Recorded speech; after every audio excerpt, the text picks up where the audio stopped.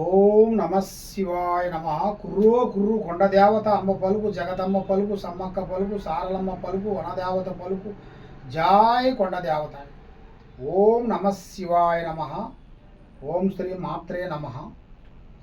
2026 జనవరి మాసము నుండి డిసెంబర్ మాసం వరకు జరగాల్సిన విషయాలు, స్థితిగతులు విషయాలు, మేషరాశిలో ఉండవలసిన స్థితిగతులు ఎలా ఉన్నాయి, ఎలా నడుస్తుంది అనేది ఇప్పుడు చెప్పబోతున్నాము. కాబట్టి ఈ మేషరాశిలో ఉండవలసిన వాళ్ళకి అదృష్ట బలము, జీవిత బలము, స్థాన బలము, పూజ బలము, యోగ బలం. వీళ్ళకి అదృష్ట యోగం అనేది ఊహించని అదృష్ట యోగం రాబోతుంది. మరి ఈ మేషరాశిలో ఉండవలసిన వాళ్ళకి అదృష్టము, జీవితము, స్థానము, మనస్సు చాలా ప్రశాంతమైన మనసు. మరి ఈ 2026లో నుంచి ఈ 12 నెలల వరకు వీళ్ళకి అనుకోకుండా అకస్మాత్తుగా ఒక ఫ్రెండ్ రూపంలో కానీ, ఒక బంధువు రూపంలో కానీ, ఒక స్నేహితుడు రూపంలో కానీ వీళ్ళకి అదృష్ట యోగం కలిసి వచ్చే మార్గం కనబడుతుంది. ఒక స్త్రీ నుంచి అదృష్ట యోగం పట్టబోతుంది. అది వీళ్ళు ఊహించని అదృష్టం. అది జాతక యోగాన్ని బట్టి చూసుకుంటే, మరి ఇలా జాతకాన్ని బట్టి ఏ కార్యక్రమైనా కానీ, ఏ పనైనా కానీ, మరి ఇలా జాతక యోగంలో గురుదిశ ప్రారంభమైంది కాబట్టి ఎక్కడికి పోయినా కూడా ముఖము చూసిన వాళ్ళు సంతోషించి కొన్ని నూతన పనులు, నూతన కార్యక్రమాలు, కొన్ని అభివృద్ధిగా కావాల్సినవి కూడా చాలా వరకు కనబడుతున్నాయి. మరి వీళ్ళు ఎన్నో రోజుల నుంచి ఎదురు చూస్తున్న గృహప్రవేశము అనగా ఇల్లు కట్టుకోవాలని ఇలా మనసులో అనుకున్న కోరికలు ఇప్పుడు ఈ సంవత్సరంలో నెరవేరే టైము దగ్గరికి వచ్చేసింది. ఆ భగవంతుడి ప్రాప్తి వల్ల ఒక లక్కు లాంటిది ఒకటి రాబోతుంది. కాబట్టి ఇలా జాతక యోగాన్ని బట్టి చూసుకుంటే ఈ మేషరాశి వాళ్ళు మనస్తత్వం చాలా సున్నితమైనది. ఏ విషయమైనా సరే మనసులో ఉండే విషయాన్ని దాచిపెట్టుకోరు, ఓపెన్గా మాట్లాడుతుంటారు. ఎవరు వచ్చినా కూడా మంచినీళ్ళు ఇచ్చి భోజనం పెట్టి ప్రశాంతంగా చూసుకునే మనస్తత్వం కలిగిన వాళ్ళు. కాబట్టి ఇలా మంచితనం వీళ్ళకి రివర్స్ అయిపోతుంటుంది, దెబ్బ కొడుతుంటుంది. దానివల్ల ఏ కార్యక్రమం చేసినా, ఏ పని చేసినా, ఏ పని చేయాలనుకున్నా కూడా అది దగ్గరికి వచ్చింది కూడా దూరం అయిపోతుంటుంది. మరి ఈ రాశిలో ఉండవలసిన వాళ్ళకి నల్లటి వస్తువులు కానీ, నల్లటి వాహనములు కానీ అవి ధరించకూడదు. కాబట్టి ఒకరికి డబ్బులు ఇవ్వచ్చు, తెచ్చుకోవచ్చు. ఒకరికి నేను అంటూ ఆమెను జామీను పడవద్దు. ఏ కార్యక్రమైనా కానీ, ఏ పనైనా కానీ తొందరపాటు వల్ల ఎన్నో సమస్యలు కొంచెం ఎదురొచ్చే మార్గాలు కూడా కొన్ని కనబడుతున్నాయి. మరి మీరు చేయాల్సిన కార్యక్రమాలు కూడా ఈ సంవత్సరంలో మీకు అన్ని విజయంగా అయ్యే మార్గాలు కొన్ని ఉన్నాయి. మరి పెద్దవాళ్ళు మీ స్థిరాస్తులు రావాల్సినవి కూడా కనబడుతుంది. మరి పెద్దవాళ్ళ నుంచి భూములు కానీ, ఇళ్ళు కానీ, పెద్దవాళ్ళ బంగారమైనా కానీ మీ జాతక యోగంలో రాబోతుంది.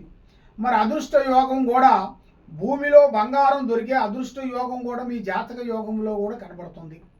కాబట్టి మరి మీరు ఏ కార్యక్రమైనా కానీ, ఏ పనైనా కానీ, ఏ పనికి వెళ్ళినా కానీ తొందరపాటు అనేది ఉండకూడదు. ఏ పనైనా కానీ ఆచితూచి అడుగేయండి. తొందరపాటు వల్ల ఎన్నో నష్టాలు, ఎన్నో ఇబ్బందులు, కొన్ని ఎదురొచ్చే మార్గాలు కూడా కొన్ని కనబడుతున్నాయి. కాబట్టి మరి మీ జాతక యోగాన్ని బట్టి చూసుకుంటే ఈ 2026 నుంచి నూతన కార్యక్రమం, నూతన పనులు, అభివృద్ధిగా అయ్యే మార్గాలు కూడా వచ్చేస్తుంది.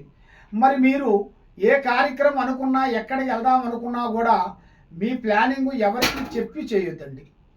పని అయిన తర్వాత చెప్పుకోండి.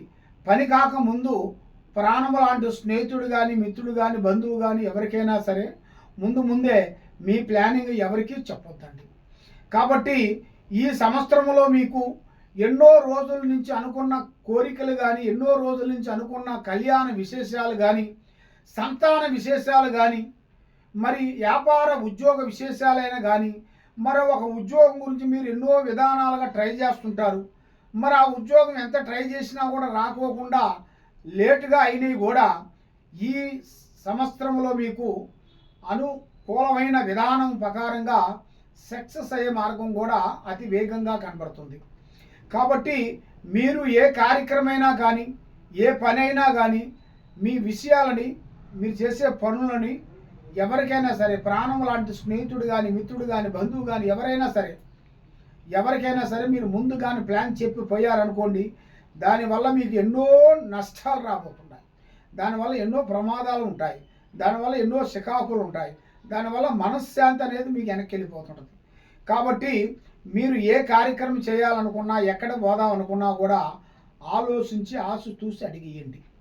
తొందరపాటు వల్ల ఎన్నో నష్టాలు, ఎన్నో ఇబ్బందులు, ఎన్నో కష్టాలు ఇంతవరకు మీరు బాధలు పడుకుంటూ వచ్చారు.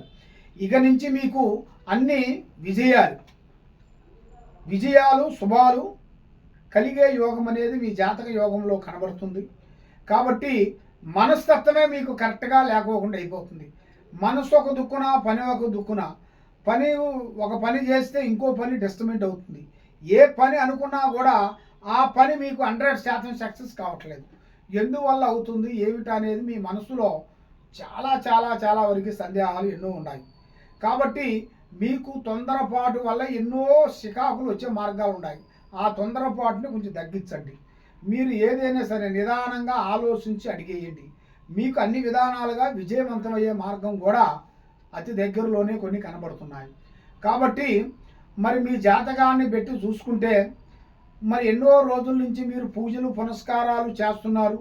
ఏ పూజ చేసినా మీకు ఫలించుకోకుండా అయిపోతుంది. ఏ దేవుణ్ణి నమ్మినా మీకు విజయవంతం కాకుండా అయిపోతుంది. అసలు నేను ఏ దేవుణ్ణి పూజిస్తే నాకు బాగా కలిసి వస్తుంది అనేది చాలామందికి చాలా సందేహాలు ఉన్నాయి. మరి ఈ మేషరాశి వాళ్ళు పూజించాల్సింది దుర్గాదేవి అమ్మవారిని పూజించాలి.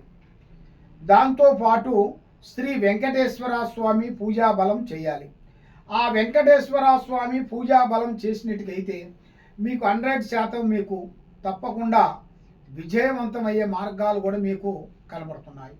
కాబట్టి ఎన్నో రోజుల నుంచి మీరు పడే కష్టానికి ప్రతిఫలానికి రావాలనుకుంటే ముందుకి ఈ కింద ఉండాల్సిన నెంబర్కి ఒకసారి మాకు సంప్రదించినట్టుకైతే మీ పేరుని బట్టి, మీ సమయాన్ని బట్టి, మీ జాతకాన్ని బట్టి, మరి మీ ఇంట్లో ఏముంది, మీ ఒంట్లో ఏముంది, మీ పిల్లల మీద ఏముంది అనేది కూడా మేము అన్నీ చూసి పరిష్కరించి అన్ని చూసి చెప్పగలుగుతాం. ఈ కింద ఉండాల్సిన నెంబర్కి మాకు సంప్రదించండి. సరియో జనా సుఖినో భవంతు. ఓం నమః శివాయ నమః.